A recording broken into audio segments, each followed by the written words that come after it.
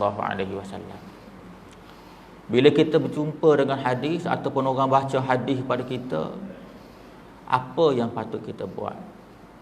Iaitulah beri perhatian sepenuh. Bila orang baca hadis, kena beri perhatian sepenuh. Kerana Nabi kata, kamu tidak akan sesat barat. Walaupun kita hidup 1400 tahun lepas zaman Nabi, kamu tidak akan sesat, melainkan kamu berpegang teguh kepada keduanya, iaitu kitab Allah dan hadis Nabi Muhammad sallallahu alaihi wasallam. Jadi hadis ni dikira amat penting, lebih-lebih lagi lah zaman sekarang ni. Kita pun sedia maklum, kita pun dapat faham. Zaman sekarang ni zaman fitnah. Zaman sekarang ni zaman fitnah. Benda betul, orang kata tak betul. Benda tak betul, orang kata sebagai betul. Nak-nak kita pula sebagai orang awam ni kadang-kadang jadi pening. Ketika itu, pegang teguh kepada Al-Quran, pegang teguh kepada hadis Nabi Muhammad sallallahu alaihi wasallam. Nabi jamin kita tidak akan sesat. Satu. Pegang teguh macam mana? Pegang teguh kepada ajaran Al-Quran dan hadis Nabi berdasar kepada huraian ulama. Itu satu perkara penting juga. Hadis Nabi baik, Al-Quran baik, kita perlukan pada alim ulama yang muktabar untuk menghuraikannya. Sebab dalam kebanyakan ayat dan juga kebanyakan hadis atau ayat Al-Quran itu bersifat ringkas. Jadi kita perlu pada huraian alim ulama. Itu sebab dalam hadis Imam At-Tirmizi, dia meriwayatkan satu hadis Nabi sallallahu alaihi wasallam. Nabi kata apa? Man fasara al-Quran bir-ra'yi fahuwa maq'aduhu minan nar. Nabi sebut dalam hadis riwayat At-Tirmizi, man fasara al-Quran bir-ra'yi, barang siapa menafsir Al-Quran ikut akal dia, ikut otak dia semata-mata, fahuwa maq'aduhu minan nar, maka disiapkan tempat duduk dalam neraka.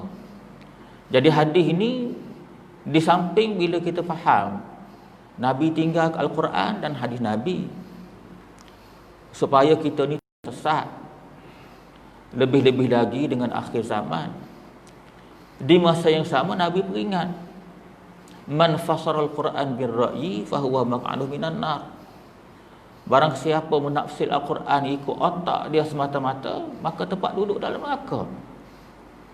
Maknanya menafsir Al-Quran ikut akal semata-mata juga adalah jenayah, juga adalah maksiat. Jadi hadis yang kedua saya baca tadi memberi peringatan, di samping kita nak pegang Quran, nak pegang hadis, perlulah melalui huraian yang muktabar.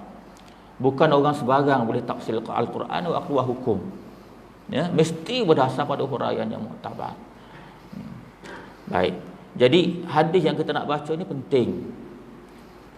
Hadis yang kita nak baca, yang hadis yang ketujuh yang disusun Imam Nawawi ini sangat-sangat penting. Itu sebab saya baca dulu sebagai mukaddimah supaya kita bagi perhatian sepenuh kepada hadis yang kita nak baca ni, walaupun ringkas. Walaupun ringkas.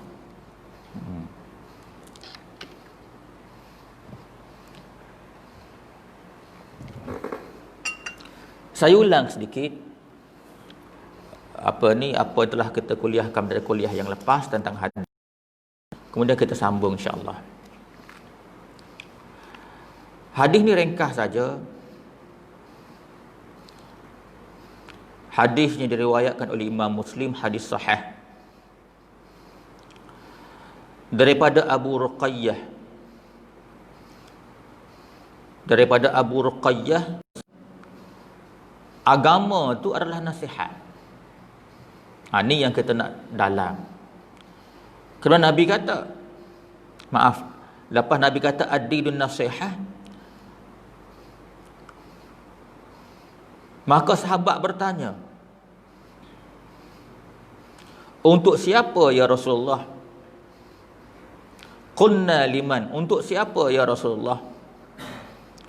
Kemudian Nabi sambung, qala, Nabi bersabda, lillahi wa li kitabihi wa li rasulihi wa li aimmatil muslimin wa ammatihim. Lepas sahabat tanya Nabi, lepas Nabi kata agama tu nasihat, sahabat tanya untuk siapa? Maka Nabi SAW pun menjawab, untuk Allah, untuk kitab-kitabnya, untuk para rasulnya, dan para pemerintah muslimin, dan orang-orang awam. Baik, hadis ni tuan-tuan, kalau kita baca sebentar lalu, kita tak dapat tangkap. Tak dapat tangkap kepentingan hadis ini dalam kehidupan kita. Tapi bila kita lihat huraian ulama, rupa-rupanya hadis ini penting sangat. Penting sangat. Baik, kita ulang bahagian pertama yang telah disebut, yang telah diulas pada kuliah yang lepas, iaitulah ad-dinun nasihah. Agama itu adalah nasihat.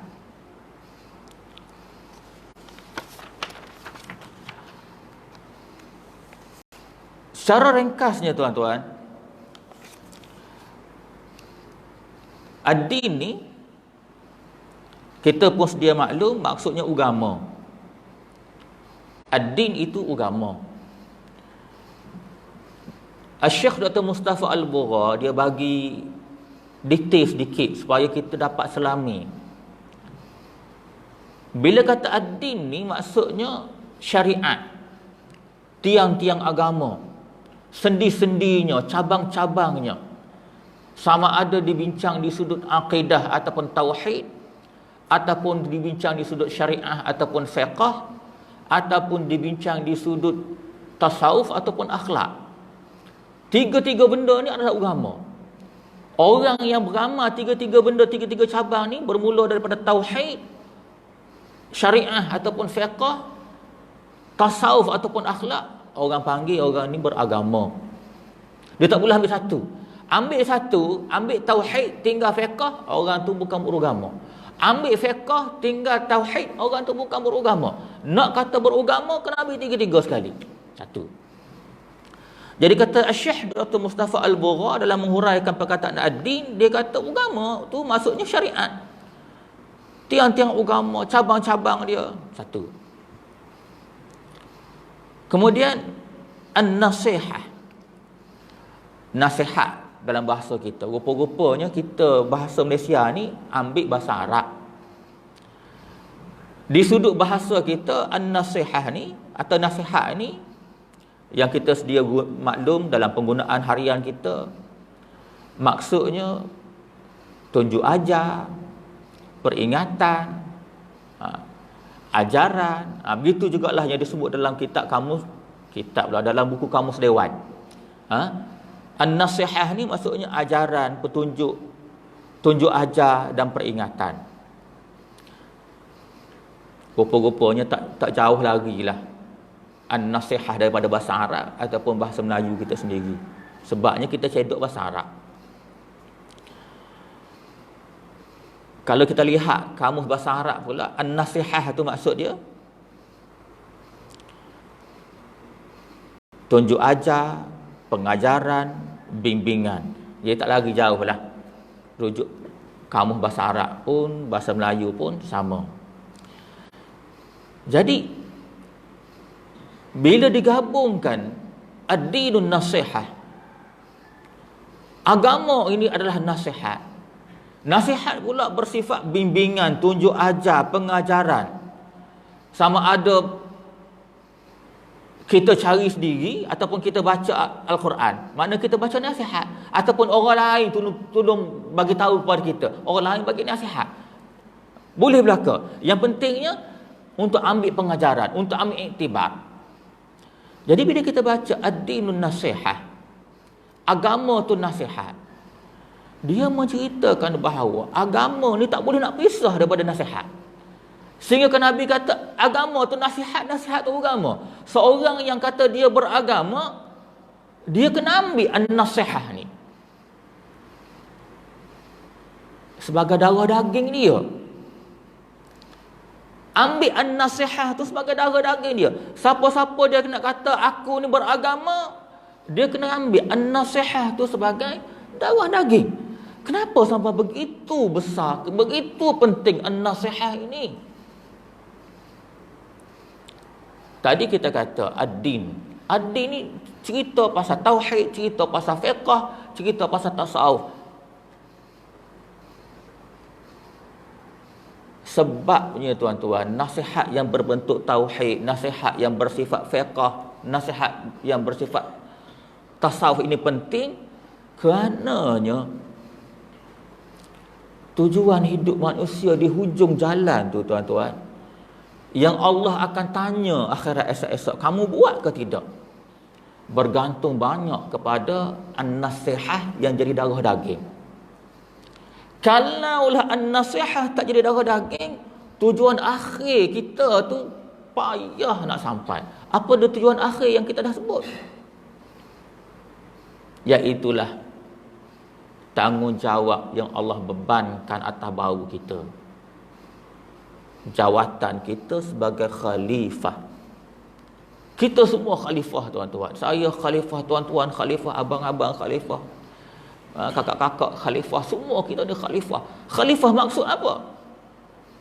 Khalifah ni maksud dia ialah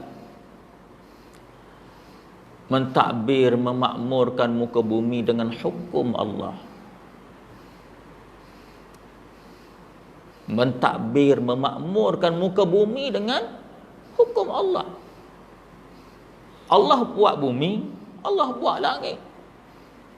Allah bagi semua bentuk kemewahan. Allah ciptakan manusia. Bila Allah buat sebenarnya benda, takkan Allah biar begitu saja. Atas sifat Rahman dan Rahim dia, Allah bagi Quran, Allah bagi Rasul. Tujuannya apa? Mentadbir, memakmurkan muka bumi. Mentadbir, memakmurkan muka bumi ini tuan-tuan hanya boleh dilaksana kalau an-nasihah tu jadi darah daging. Itu sebab saya kata peringkat awal, masa kita nak ulas perkara ni,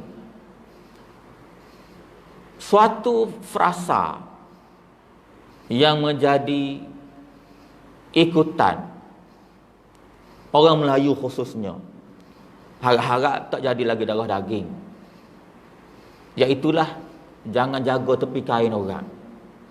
Jangan jaga tepi kain orang ni tuan-tuan, ajaran jahiliah. Bila kita pegang agama tuan-tuan, tanggungjawab kita bagi nasihat. Sama ada nasihat kepada anak isteri kita ataupun jiran kita. Bahkan ada masa-masa nasihat itu menjadi wajib. Contoh, katakanlah kita tahu jiran kita ni anak dara kerja kilang. 4-5 orang duduk satu rumah. Tiba-tiba kita tahu siapa waktu maghrib ada budak-budak muda 4-5 orang mari. Tuan-tuan nak kata apa? Jangan jaga tepi kain orang. Tuan-tuan duk jadi jiran tu, Allah akan tanya esok-esok. Dah tahu dah nak dara 4-5 orang duduk sebelah rumah kerja kilang.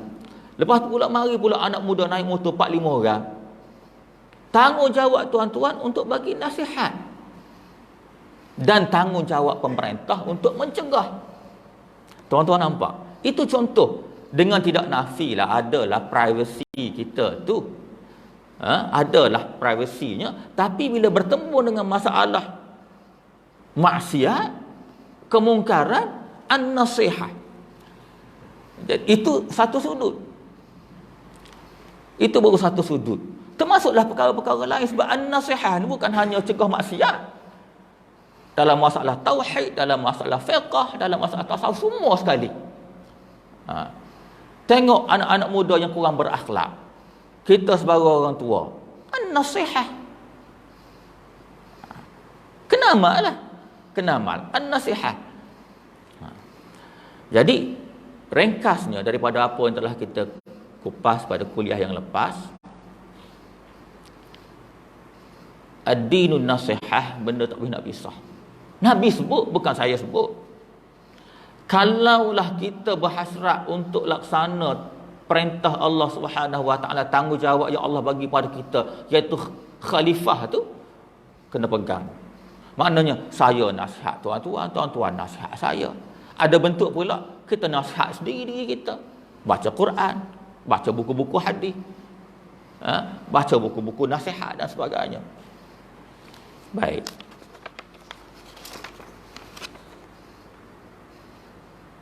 Tinggal lagi bila kita cerita pasal nasihat tu adalah kaedah-kaedah adab-adab dia. Nasihat tu dengan hikmah. Kan Nabi Allah ada sebut sendiri, ud'u ila sabili rabbika bil hikmah wal mau'izatil hasanah wajadilhum billati hiya ahsan. Itu ayat tu cerita tentang teknik ataupun cara-cara nak bagi nasihat. Ud'u ila sabili rabbika, serulah ke jalan Tuhanmu bil hikmah, dengan cara hikmah. Atau panjanglah cerita dia tu. Baik. Seterusnya kita masuk kepada bahagian kedua hadis ni. Lepas Nabi kata ad-dinun nasihah, maka sahabat tanya. Sahabat pun faham. Bila Nabi kata ad-dinun nasihah, agama tu sendiri nasihat. Maka sahabat tanya, qulna liman, berkata kami untuk siapa? Maka Nabi sebut. Yang pertama Nabi kata, qala, kata Nabi, lillah, untuk Allah. Baik, kita pegang yang ni dulu. Rasul kita tunggu kuliah akan datang. Kita fikir pasal Nabi kata qulna liman, bila sahabat tanya untuk siapa ya Rasulullah, qala lillah, untuk Allah. Baik, nasihat yang dikaitkan untuk Allah, apa maksud dia? Nasihat untuk Allah. Lillah, lam bawah li. Dari segi bahasa Arab dia, li ni lillah, untuk Allah ni li ni maksud dia bagi pun boleh faham gitu. Milik pun boleh juga. Kalau kita baca ad-din nasihah lillah, agama itu nasihat untuk Allah, boleh baca juga. Milik Allah boleh baca juga. Bagi Allah boleh baca juga di sudut bahasa. Baik, di satu sudut kita duk fikir, apakah nasihat ni untuk Allah? Maka ulama hurai. Di antaranya saya petik huraian Imam An-Nawawi dalam kitabnya Al-Minhaj. Kata An-Nawawi, seorang ulama besar zaman dulu, nama dia Al-Khattabi, menjelaskan, ni saya baca teks dia, hakikat penjandaran nasihat kepada Allah adalah kembali kepada hamba-Nya sendiri, kerana Allah Ta'ala Maha Kaya dan Dia tidak memerlukan nasihat dari makhluknya. Maka dapat difahami lillah atau untuk Allah atau bagi Allah bermakna nasihat. Baik, makna nasihat tu apa? Panduan atau tunjuk ajar. Ini kita ambil yang ringkas. Bila kata an-nasihah yang dikaitkan dengan lillah, maksud an-nasihat yang dikatakan untuk Allah tadi, maksudnya nasihat atau panduan atau tunjuk ajar tadi yang berlaku sesama manusia, yang akhirnya dipersembahkan untuk Allah. Maksudnya nasihat yang berlaku sesama kita, di antara tok guru kepada kita, di antara ayah kepada kita, di antara cikgu kepada kita, yang akhirnya dengan nasihat-nasihat ni membentuk peribadi-peribadi mukmin yang akhirnya menghambakan diri, dan perambaan itulah diserahkan kepada Allah Subhanahu wa taala. Jadi maksudnya an-nasihah lillah ini di satu sudut memberi makna sebarang bentuk kata nasihat, sama ada kita cari sendiri, maknanya cari sendiri ni kita baca kitab, kita baca Quran, kita baca hadis, ataupun orang bagi kepada kita, tok guru ajar kita, cikgu ajar kita, ayah ajar kita, pak saudara ajar kita, lalu membentuk ubudiyah. Ubudiyah tu diserahkan kepada Allah. Selain daripada itu, membentuk jiwa-jiwa tauhid. Tauhid itu diserah kepada Allah. yang tidak dicampur bau dengan syirik. Jadi maksudnya ad-dinun nasihah lillah, agama yang bersifat nasihat untuk Allah ialah supaya kita saling nasihat menasihati, lalu jadilah jiwa-jiwa yang bertauhid tanpa syirik, jiwa-jiwa yang menghambakan tanpa engkar. Itu maksud dia. Baik. Kata Syekh Dr. Mustafa Al-Bura, maka dia bagi contoh-contoh nasihat di sini. Contoh-contoh nasihat yang kita kena jiwai. Apa dia? Bila disebutkan sesama manusia untuk Allah, contoh yang pertama kata Syekh Dr. Mustafa Al-Bura ialah beriman dengan Allah dan menafikan syirik, serta meninggalkan segala penyelewengan dalam sifat-sifatnya. Baik, contoh nasihat yang pertama yang untuk dipersembahkan kepada Allah, lillah tu untuk dipersembahkan kepada Allah, iaitulah beriman kepada Allah, bertauhid kepada Allah. Itu yang pertama. Dan menafikan syirik. Tuan-tuan, tauhid dan menafikan syirik itu nasihat yang paling penting.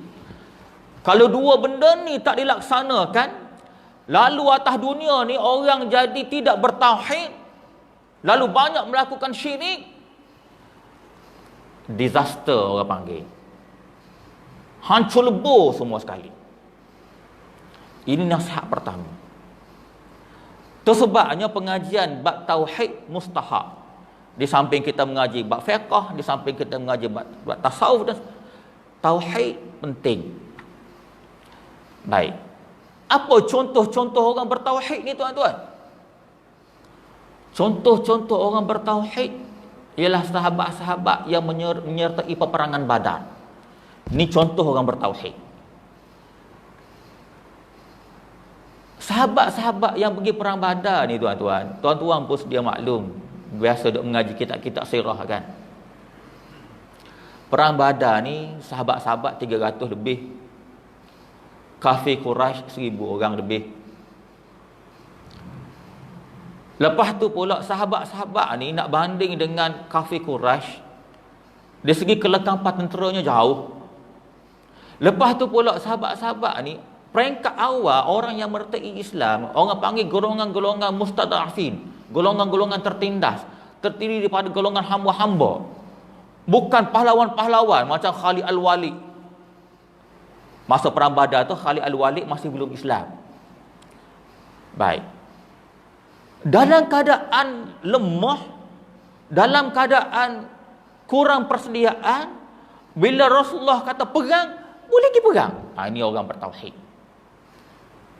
Kalau kita lah, kalau kata orang lain, saya lah contohnya kan, tak pernah diajar dengan perang, tak pernah pegang pistol, tak pernah pegang senapan, nak petik hok mana pun tak reti. Tiba-tiba orang suruh pergi perang. Tak rasa ketal tu. Askar lah, askar kita belakang dua orang ni memang hari-hari dulu kan.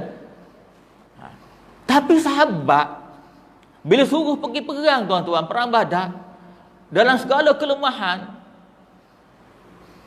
ikut cakap Nabi Muhammad sallallahu alaihi wasallam, pergi perang. Ini orang bertauhid. Atas dasar apa pergi perang ni? Meninggikan kalimatullah. Atas dasar tu. Atas dasar apa? Patuh kepada perintah Allah dan Rasulnya. Kita hari ni tauhid kita tak sampai lagi diuji dengan benda lagu tu.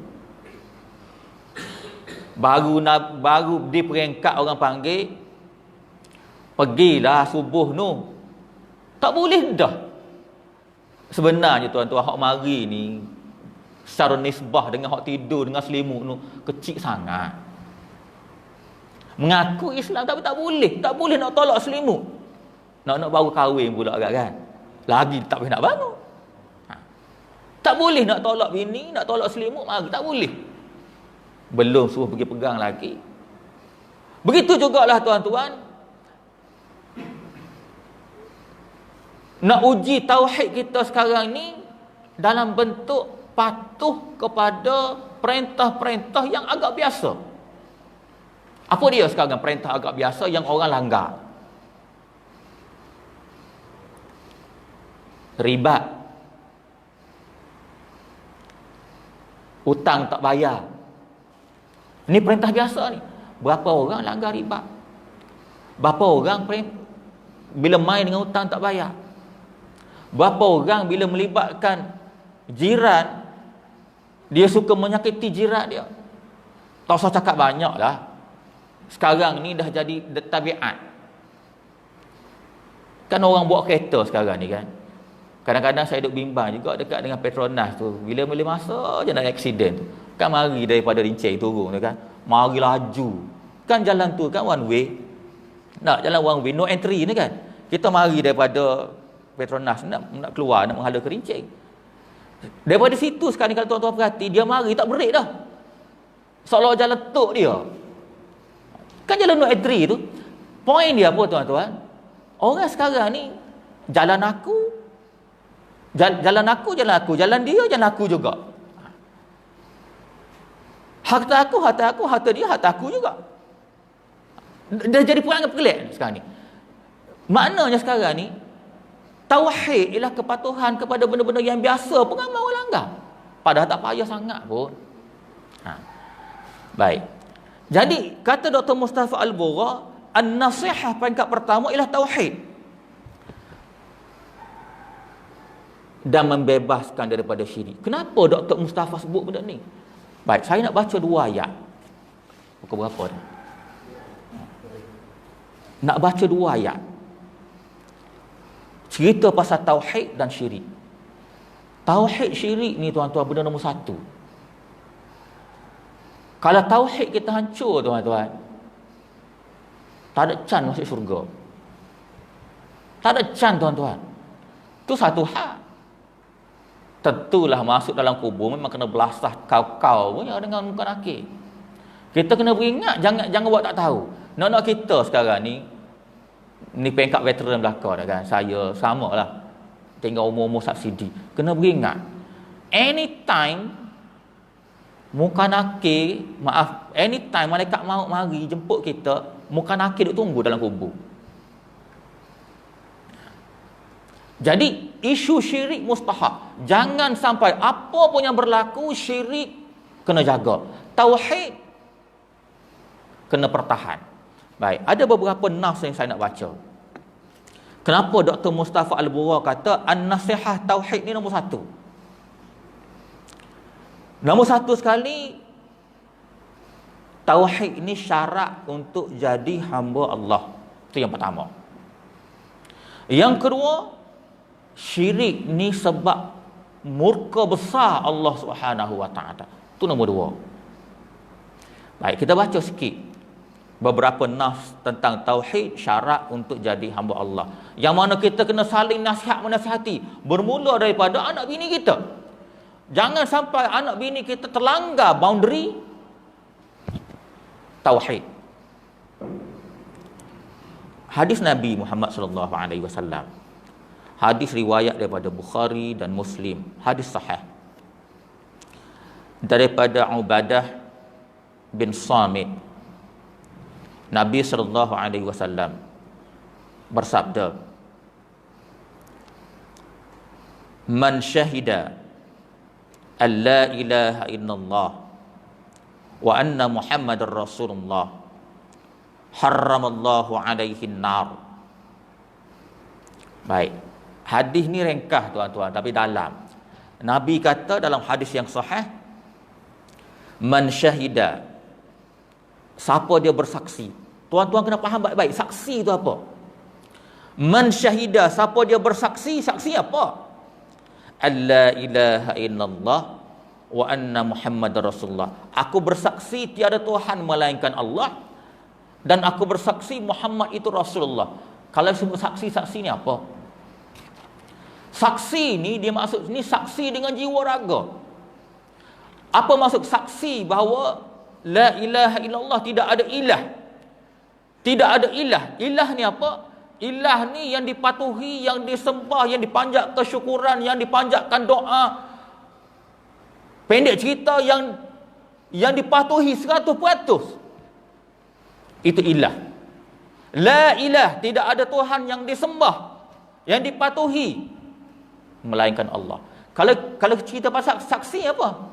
Saksi maksudnya tangan, jiwa kita bila ada orang kata kamu tak boleh patuh kepada Allah, maka mulut akan berkata kamu salah. Ada kau orang sekarang ni boleh kata macam tu? Orang hina macam mana pun Allah kan dalam Facebook sekarang ni Allah orang berani. Allah orang berani hina. Banyak mana di kalangan umat Islam yang kata kamu salah, tak boleh kata macam tu. Orang biasa tak bunyi tak? Kadang-kadang Tok Mufti tak bunyi juga.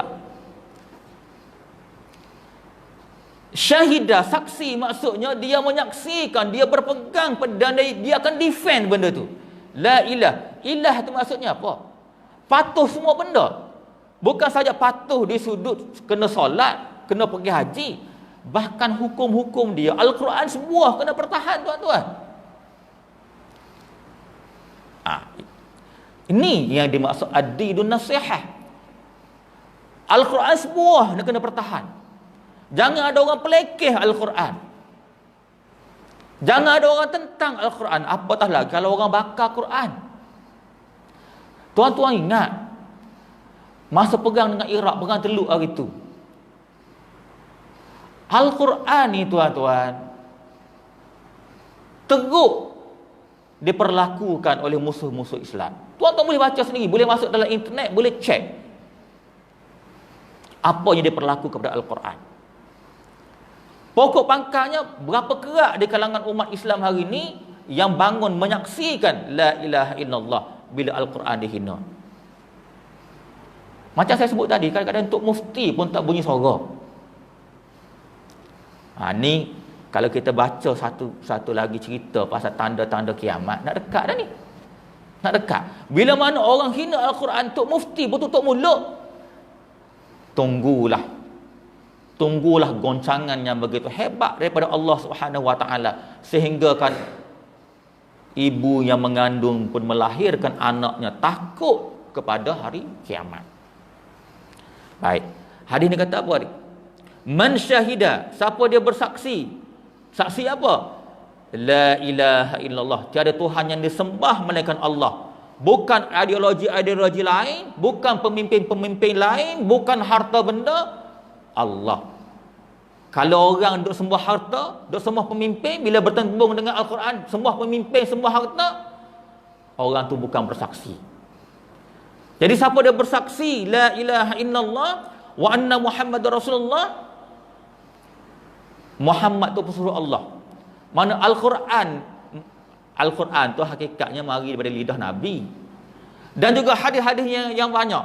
Siapa dia pegang Nabi Muhammad sallallahu alaihi wasallam sebagai rasul,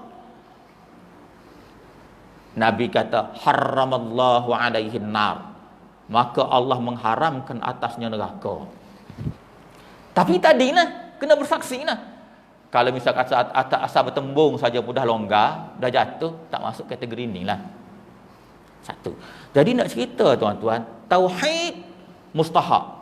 Jadi nak faham tentang la ilaha illallah Muhammadur Rasulullah, kena mengaji tauhid lah. Terpanjanglah cerita lain pula. Kena mengajilah sifat 20. Bagaimana hakikat tauhid sebenar-benar tu kena mengajilah. Walaupun kita tahu dah mengaji belakang dah, tapi sampai satu peringkat kena ulang kaji balik. Tu biasa. Sebab kita lama dah mengaji. Kalau tanya tuan-tuan haji semua, bila kita mengaji sifat 20 rasa-rasanya. Time budak-budak dulu kan. Nak budak-budak dulu bukan faham sangat pun.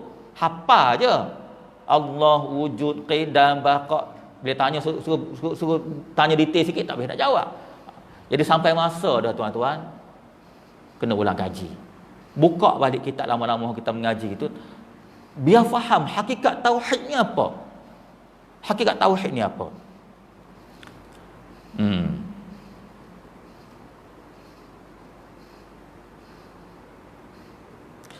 Satu hadis lain, sebagai nak sokong cerita pasal tauhid tadi, hadis Nabi daripada Jabir, riwayat Muslim. Nabi SAW bersabda, man mata la yusyrika billahi syai'an dakhala al-jannah wa man mata yusyriku billahi syai'an dakhala an-nar. Baik, Nabi kata sesiapa dia mati atau meninggal, la yusyriku billahi syai'an, tidak mensyirikkan Allah dengan sesuatu.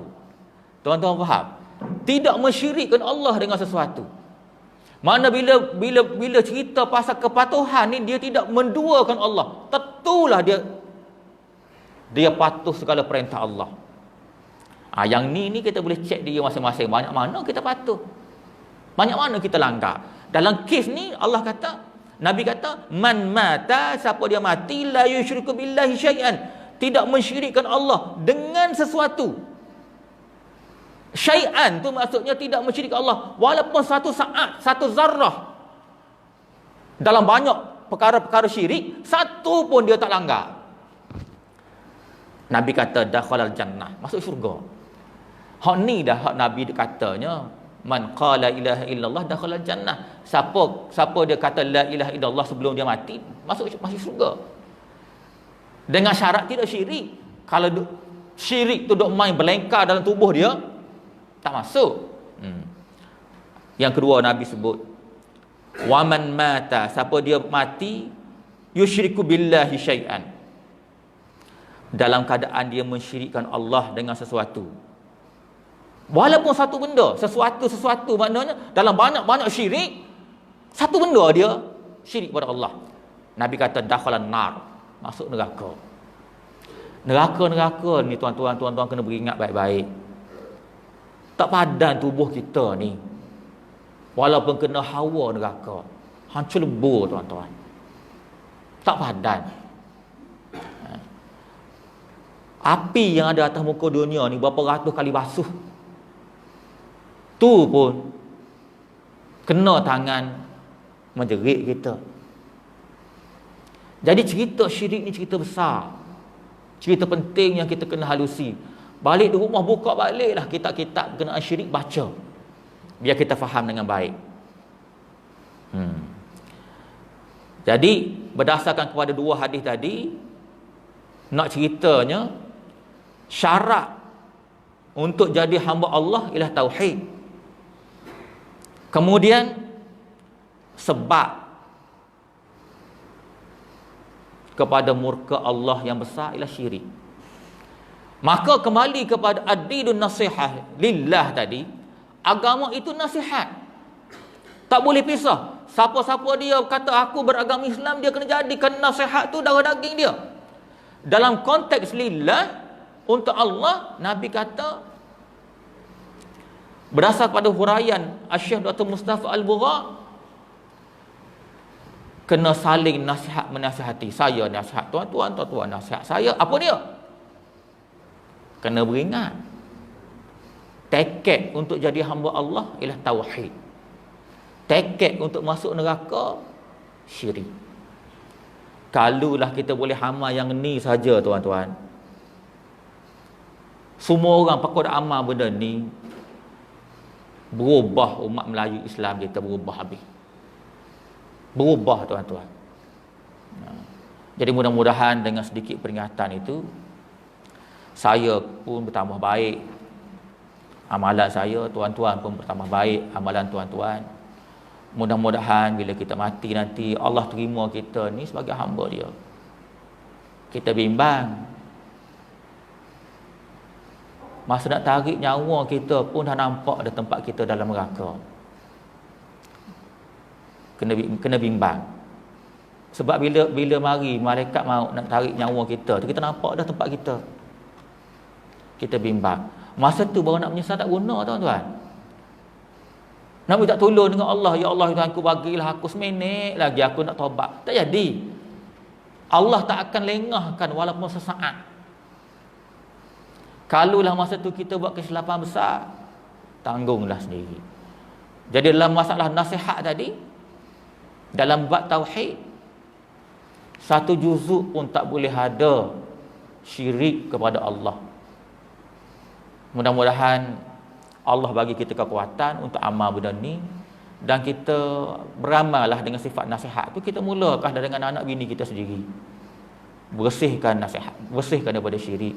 Saya pernah sebut tuan-tuan, kitab Mustikah Hadis jilid yang pertama tu, bahagian belakang tu, dia cerita tentang perkara-perkara yang menyebab rosak iman dan Islam. Boleh baca. Sekarang ni dah Datuk Rumi, dulu Jawi semua kan. Dulu Jawi semua, sekarang dah ada yang Rumi, boleh baca. Dia ajar kepada kita benda-benda yang kena jaga. Jangan sampai syirik kita ni, jangan sampai akidah kita ni kita langgar buat syirik.